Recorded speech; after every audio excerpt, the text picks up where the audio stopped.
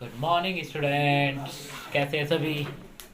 आज education technology में हम बात करेंगे एडगर डेल का अनुभव शंकु।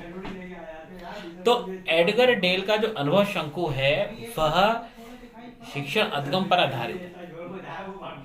मतलब कि बच्चों को हमें किस तरीके से पढ़ाना है और पढ़ाते समय हमें किन किन आयामों को ध्यान में रखना है, ये सारी चीजें इंक्लूड रहेंगी। इसी के साथ साथ एडगर डेल ने अपने बहुचर्चित अनुभव शंकु के माध्यम से शिक्षा के क्षेत्र में आधुनिक तकनीकियों के उपयोग को एक बहुत ही मनोवैज्ञानिक तरीके से प्रस्तुत करने की कोशिश की है।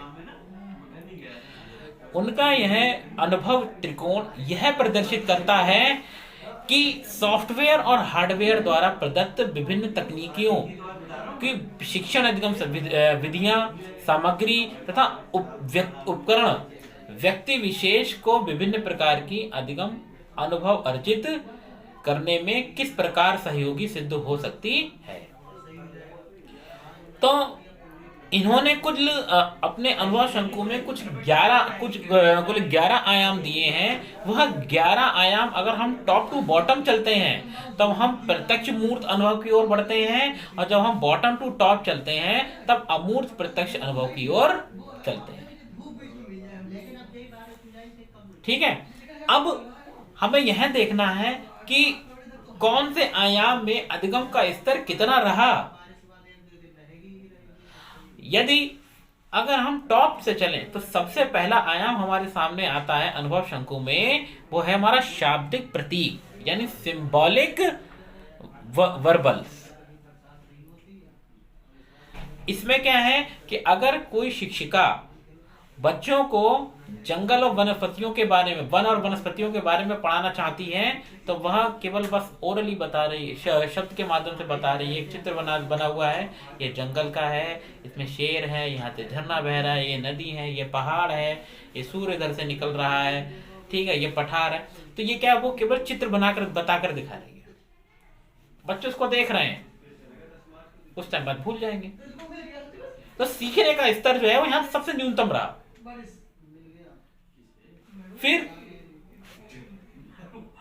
अब केवल बताया जंगल, ये जंगल होता है, पहाड़ होते हैं, नदी होती है, झरने होते हैं। अब क्या करा, उन सबकी हमने पिक्चर दिखाना शुरू कर दी। तो अभी तक बच्चे केवल सुन रहे थे, शब्द के माध्यम से सुन रहे थे, अब उन चीजों को वो देखने भी लगे, तो थोड़ा सा अधिगम का स्तर बढ़ गया। तो तीसरा हमारा आता रेडियो प्रसारण। अब हमने क्या काम करा कि रेडियो के माध्यम से बच्चों को आवाजें सुनाई।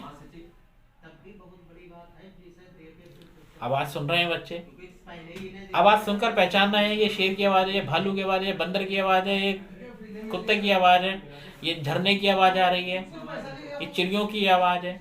उसको केवल बस महसूस कर पा रहे हैं, बस वो भी अप्रत्यक्ष।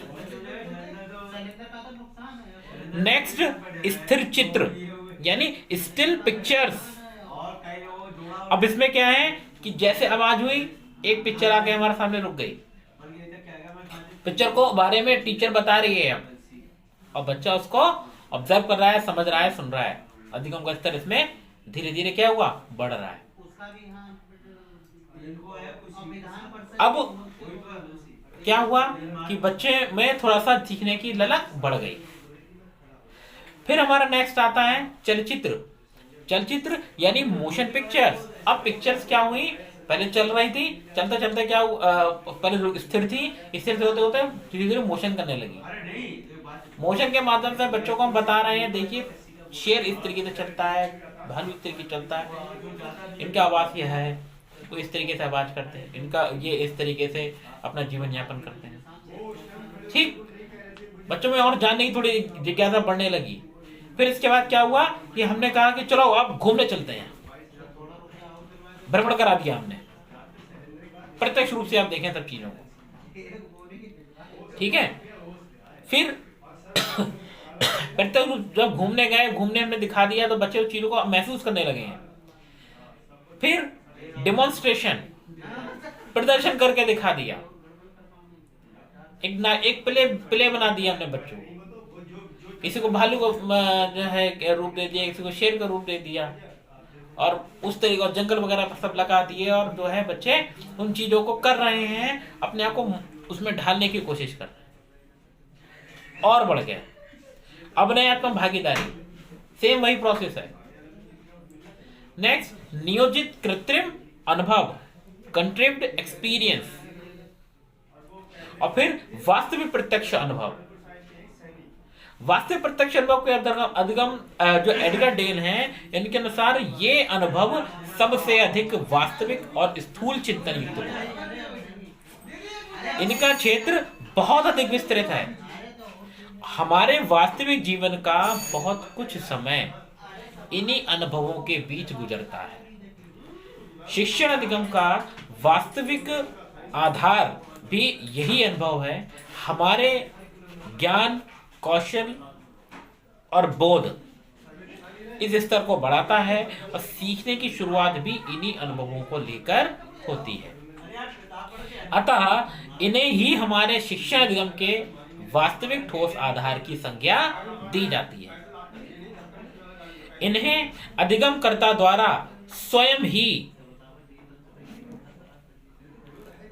इंद्रियों के द्वारा बच्चे अनुभव करें, और जो भी अवरोधक हैं, जैसे गाड़ी सावधानी से चलाएं, अपने वाहन की रफ्तार कम नहीं करना, तो निसंदेह वह प्राप्त परिणामों के अनुभव के आधार पर वह स्वयं सीख जाएगा।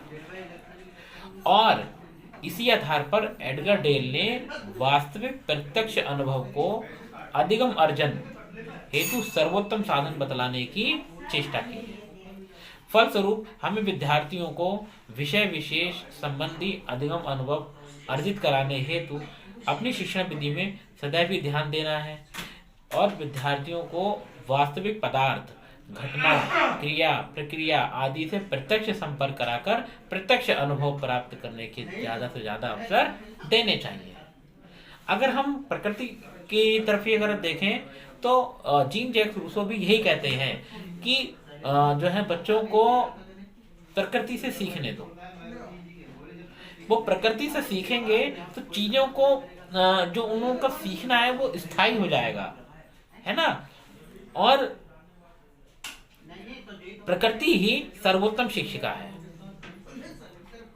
पुस्तकें जो है वो केवल ज्ञान को ठूसने का काम करती हैं, इसके अलावा और कुछ नहीं है। अगर उसे सीखना है तो वो खुद ही अपनी प्रकृति से सीख जाएगा। ठीक है, तो एडगर डेल का जो हमने अनुभव शंकु है इसको आज समझा है, तो हमने जाना कि सबसे कम सीखने का स्तर हमारा शाब्दिक संकेत के अंतर्गत आएगा, और सबसे अधिक सीखने का स्तर हमारा वास्तविक प्रत्यक्ष अनुभव है। कहने का तात्पर्य यह है कि बच्चों को हम कुछ भी सिखाएं वो रियल डायरेक्ट एक्सपीरियंस होना चाहिए, क्योंकि रियल डायरेक्ट एक्सपीरियंस बच्चों को सीखने में बहुत मदद करता है, बहुत ज्यादा प्रभावी होता है। किंतु हर जगह यह पॉसिबल नहीं है, तो शिक्षक अपने अनुभव के माध्यम से कुछ इस तरीके से नियोजन करे ताकि बच्चों को वास्तविकता का अनुभव हो। ठीक है, तो अगर एडगर डेल के अनुभव शंकु को ध्यान में रखते हुए यदि कोई शिक्षक अधिगम कार्य करता है, शिक्षण कार्य करता है, तो बच्चों के सीखने का स्तर नो डाउट वो बढ़ेगा, और बढ़ने के साथ साथ बच्चा उन चीजों को जल्दी सीख जाएगा, आत्मसात कर लेगा। तो आज हमने ये एडगर डेल के अनुभव शंकु को जाना। कल हम एक नए टॉपिक पर बात करेंगे जो आपके शिक्षण तकनीकी के अंतर्गत ही होगा। तब तक के लिए थैंक यू क्लास।